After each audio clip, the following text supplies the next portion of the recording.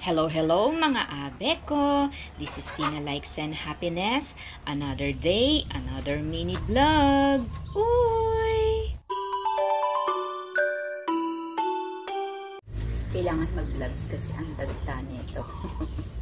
Madagta yung gabi dito.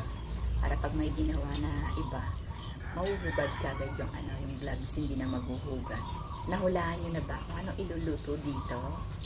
Mga abe.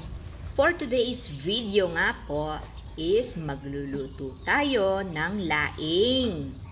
Masarap ito. Sinong kumakain ng ganito? Sarap kaya nito. Sasahugan ng pag may budget ka, sahugan mo ng baboy. Tapos saluwan mo ng laing.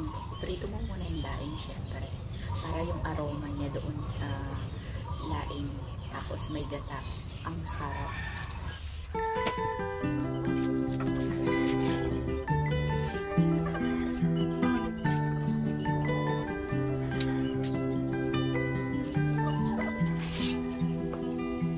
Ay, Diyos me abe ko. Ikwami na nga taklayan niya pa may upload.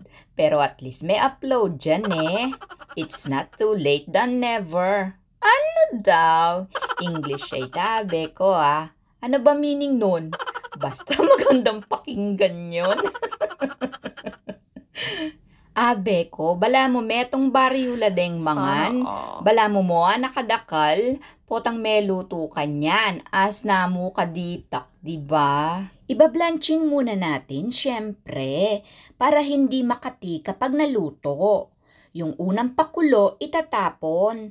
Pero dito sa part na yan, natapos ko nang i-blanching. Alam nyo po, mga abe ko, mahilig talaga akong magluto. Siguro nakikita nyo naman sa katawan ko.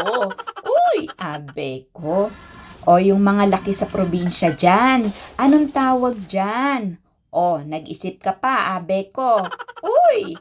Yung maliit na tubo na hinihipan para sumindi ang apoy. Away, kwame, abe.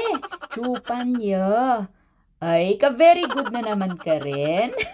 Laking probinsya ka talaga. Siyempre, nagpatulong na ako sa abe ko. Tandem ne.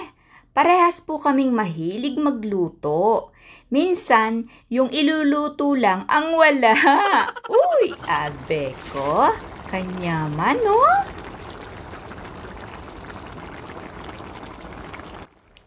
Ating alamin muna, abe. Ang laing ay originates from the Bicol region. The best silang magluto ng laing. It's tiki man time. Uy, abe ko. Husgahan natin. Manyaman, abe. Wow! Thank you for watching. Like, follow, and share.